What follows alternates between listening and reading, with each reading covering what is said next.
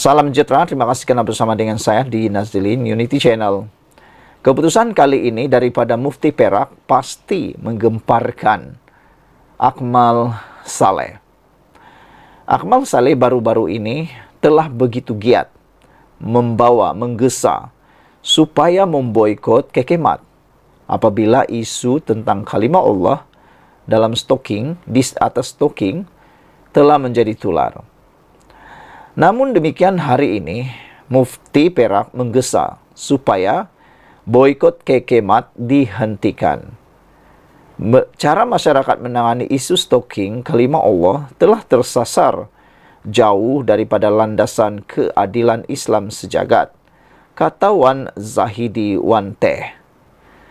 Mufti Perak menggesa umat Islam menghentikan boikot terhadap Kekemat.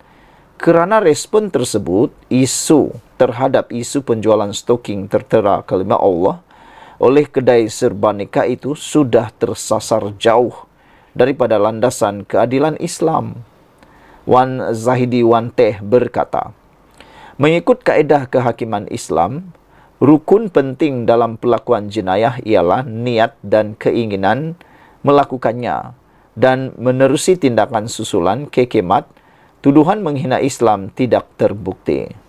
Daripada penjelasan yang dibuat oleh pihak pengurusan Kekemat dan permohonan maaf secara terbuka terhadap insiden yang berlaku, serta penjelasan yang dibuat kepada Jabatan Kemajuan Islam Malaysia, ternyata kewujudan rukun ini tidak dapat dibuktikan, katanya, lapor Sinar Harian. Pada sidang media di Jabatan Mufti Negeri Perak hari ini, Wan Zahidi berkata, apabila isu ini disuntik dengan sentimen kebencian dan kemarahan, cara masyarakat menanganinya telah tersasar jauh daripada landasan keadilan Islam sejagat. Katanya, tindakan memboikot sesuatu kaum tidak selari dengan sunnah Rasulullah, memetik sirah mengenai pembentukan Piagam Madinah. Rasulullah membentuk Piagam Madinah bagi mengatur hubungan antara pelbagai etnik dalam negara Islam pertama yang ditubuhkan di Madinah. Piagam ini menyatakan bahawa warga bukan Muslim membentuk satu ummah bersama umat Islam. Diri dan harta benda mereka dilindungi, sama seperti harta benda warga Muslim. Wan Zahidi menjelaskan beliau hanya mengeluarkan kenyataan ini sekarang kerana perlu mengambil masa untuk membuat rujukan ilmiah selain mengambil kira perkembangan semasa. Katanya kenyataan tersebut juga perlu diterangkan bagi membendung tindakan ekstrim seperti membakar dan merosakkan premis kedai serba nekat tersebut. Mac lalu tercetus kontroversi membabitkan Kekemat apabila tular di media sosial gambar stocking tertera kalimat Allah yang ditemui di salah sebuah premisnya di Bandar Sunway yang membawa pada tindakan boikot. Pengurusan Kekemat memohon maaf susulan itu, namun pada 26 Mac, pengasas Kekemat Chai Ki Kan dan isterinya Lo Siop Mui didakwa Mahkamah Session Shah atas tuduhan sengaja melukakan perasaan agama orang lain. Turut didakwa pengarah bagi syarikat pengedar Xinjiang Chang Sendirian Berhad. Berita ini dipetik daripada FMT. Sekian dulu untuk kali ini. Jangan lupa tinggalkan komen anda, tekan butang subscribe, ikuti terus ulasan selepas ini. Salam sejahtera, terima kasih kerana bersama dengan saya di Nazilin Unity Channel. Pendedahan kali ini benar-benar mengejutkan kita semua. Dipetik daripada Harapan Daily, Pemuda Perikatan Nasional PN tak hormat azan. Penasihat berjanggut pun bagi lampu hijau. Ketua Pemuda Perikatan Nasional PN, Wan Ahmad Faisal Wan Ahmad Kamal, dihujani kecaman orang ramai apabila meneruskan sidang media ketika azan sedang berkumandang. Menerusi sedutan video tular, dia yang juga ahli parlimen macang itu mulanya bertanyakan dengan rakan di sebelahnya sama ada perlu berhenti seketika. Namun penasihat berjanggut itu kemudian memberi lampu hijau supaya Wan Ahmad Faisal meneruskan sidang media itu. Rata-rata mengecam sikap Wan Ahmad Faisal itu. Selain membandingkan reaksi spontan pengerusi DAP Lim Guan Eng sebelum ini yang tidak meneruskan sidang media semasa azan berkumandang. Lebay sebelah Joragun itu izinkan bercakap masa azan ke. Maluwe, orang DAP pun pandai hormat azan, kata beliau. Demi agama bangsa dan negaralah sangat, kata seorang lagi netizen. Orang tengah azan pun tak hormat, kata beliau. Hari-hari maki DAP. Rupa-rupanya, jargon lagi teruk dari DAP. Nama je ustaz yang sebelah tu, kata seorang lagi netizen. Tengah azan tu berhentilah dulu, demikian antara kata warganet.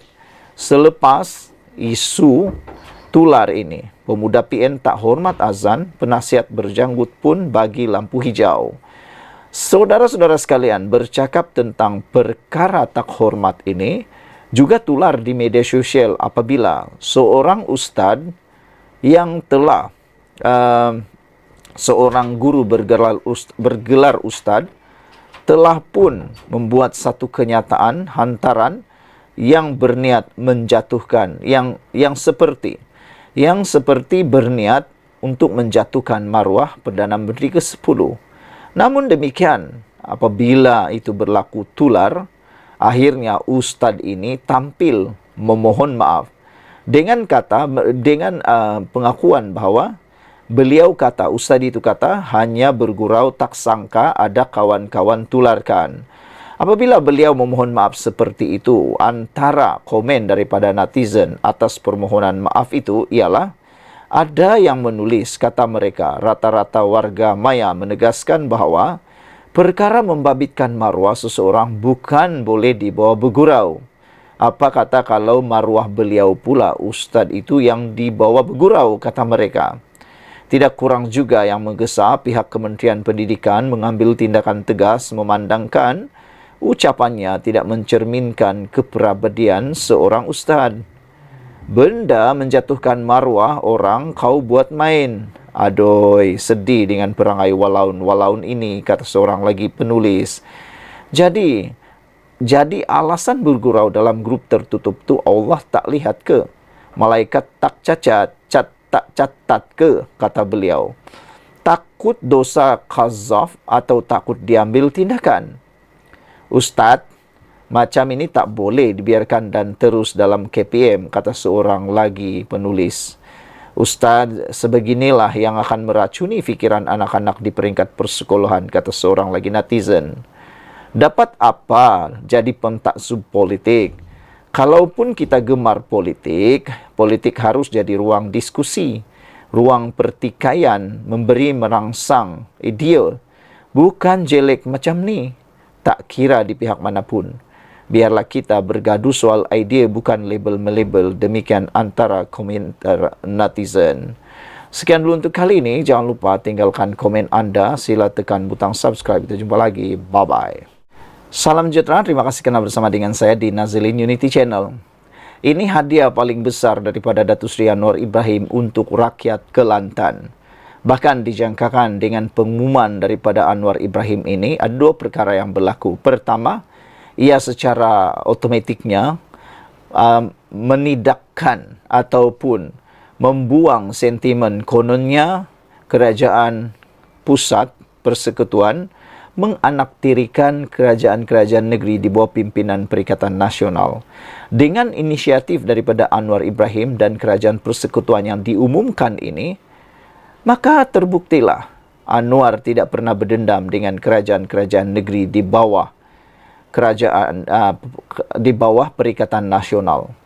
Bahkan Anwar Ibrahim juga pernah kata, nak bantuan tu bekerjasamalah dengan kerajaan, bukan terus nak mengecam, nak memaki hamun, nak memburuk-burukkan Perdana Menteri maupun memburukkan kerajaan persekutuan. Adalah tu menteri besar yang disindir oleh Anwar Ibrahim. Hari ini terbukti Menteri Besar Kelantan tidak pernah kita dengar memburuk-burukkan kerajaan perpaduan. Akhirnya apa yang mereka dapat? Kemajuan. Ini yang kita hendaki. Itu pertama.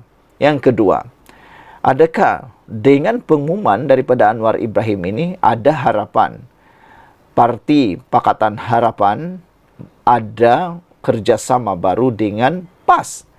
Ingat, dalam politik tiada musuh yang kekal, tiada rakan yang kekal. Semuanya dinamik, boleh berubah bila-bila masa.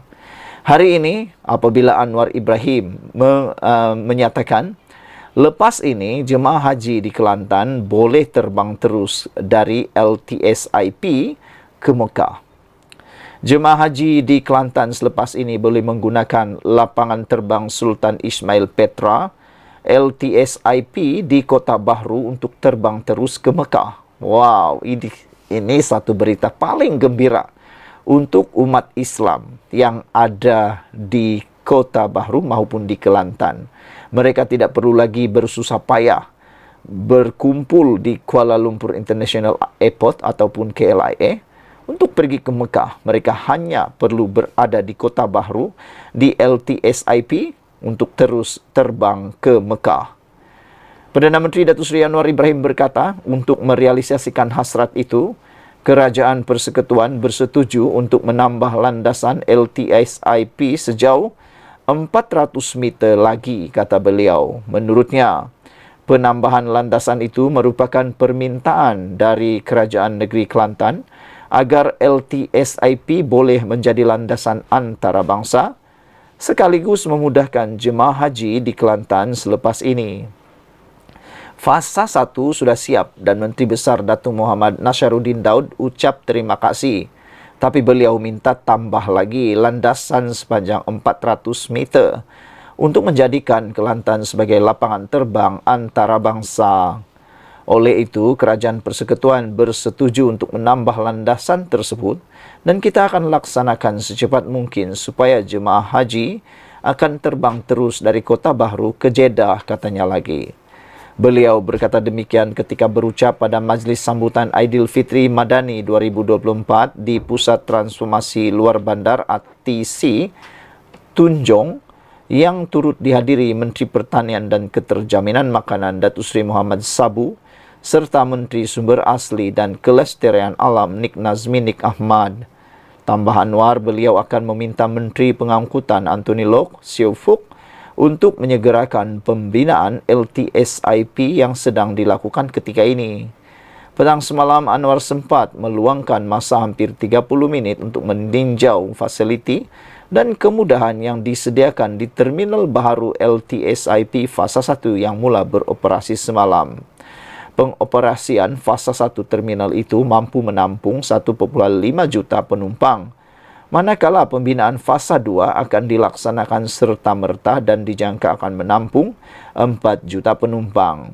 Terminal baharu itu memiliki lebih 20 kaunter penerbangan, parking kenderaan bertingkat, laluan khas untuk pemandu teksi, balai bomba dan penyelamat, terminal, pertambahan ruang tempat meletak kapal terbang dan sistem operasi tanpa tunai untuk memudahkan penumpang.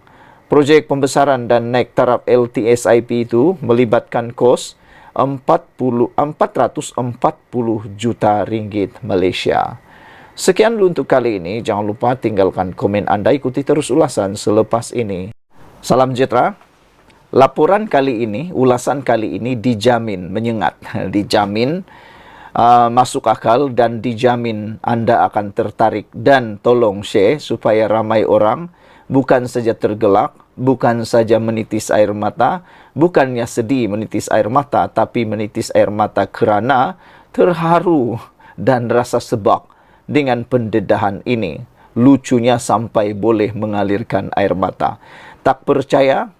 Ikuti terus ulasan ini yang dipetik dari para Harapan Daily. Ditulis oleh Norman Rezwan. Saudara-saudara sekalian, ini disenaraikan oleh beliau, yaitu Norman Rizwan. Ini disenaraikan senarai kempen Perikatan Nasional di KKB selama seminggu. Semuanya isu kedai kopi. Tak percaya? Ikuti terus ulasan ini, terbukti.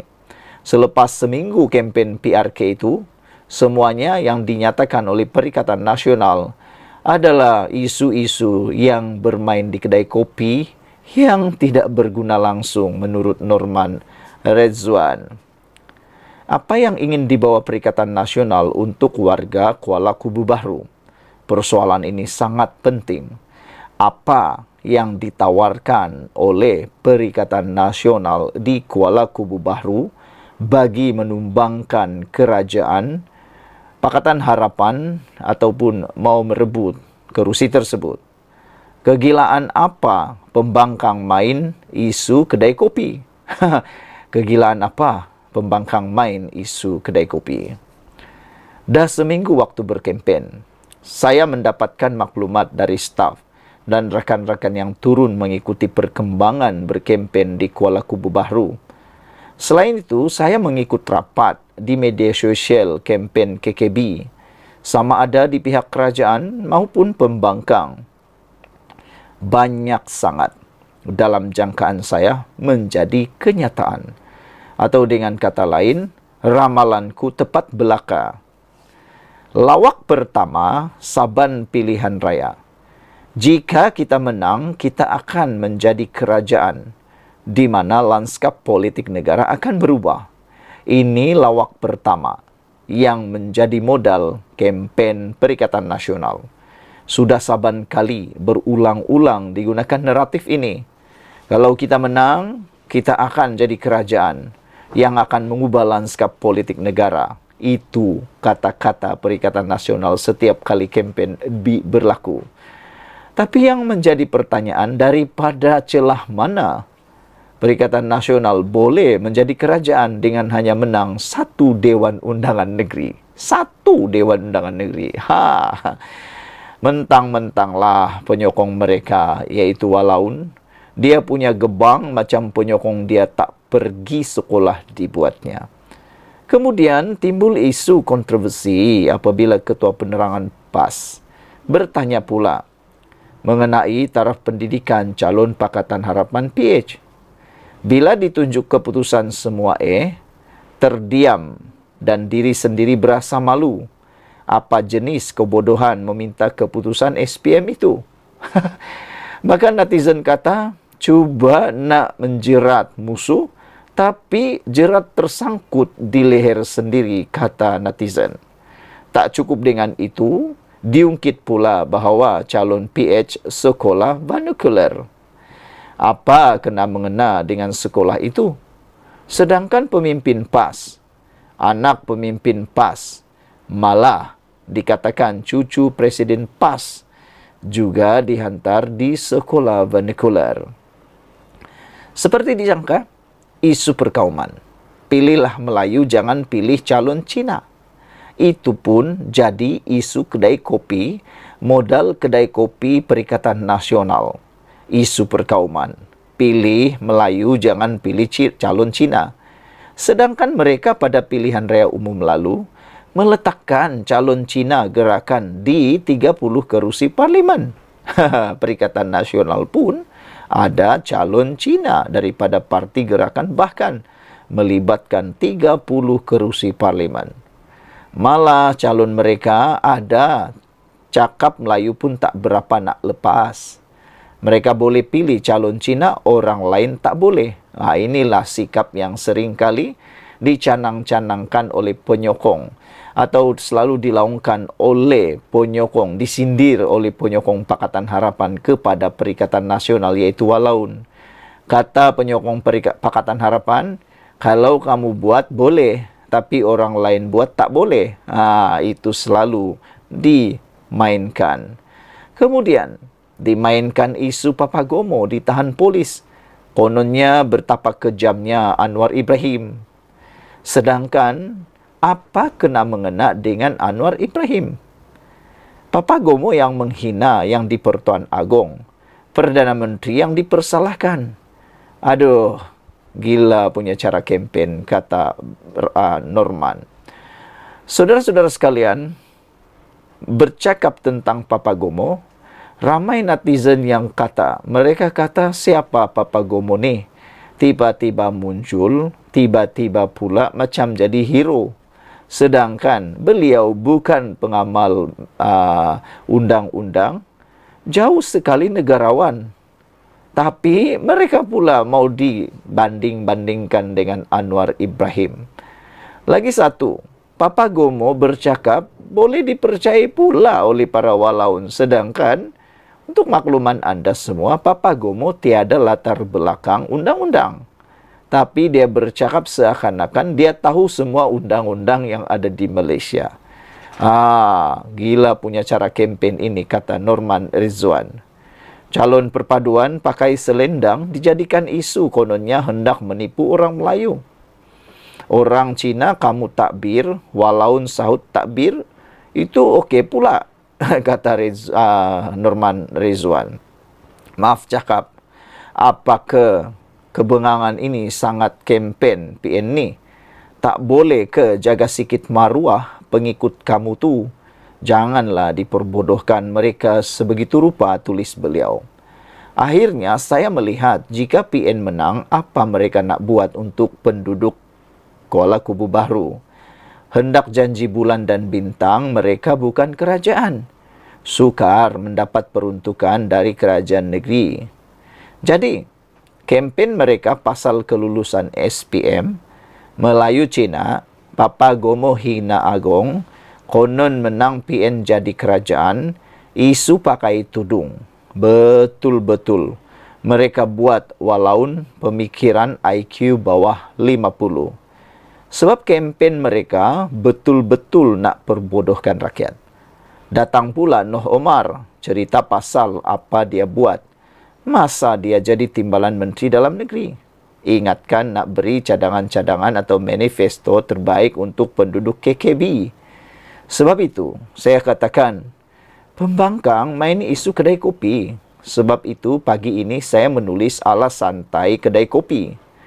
Nak kempen style PH jadi pembangkang tak boleh sebab PH tak makan rasuah.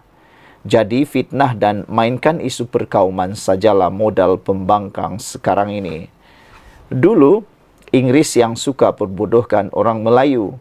Zaman lah ini, bangsa saya sendiri memperbodohkan bangsa Melayu, kata Norman. Kita mahu perpaduan rakyat Malaysia, tapi mereka mahukan perpecahan. Sekian dulu untuk kali ini. Jangan lupa tinggalkan komen anda, tekan butang subscribe. Kita jumpa lagi. Bye-bye.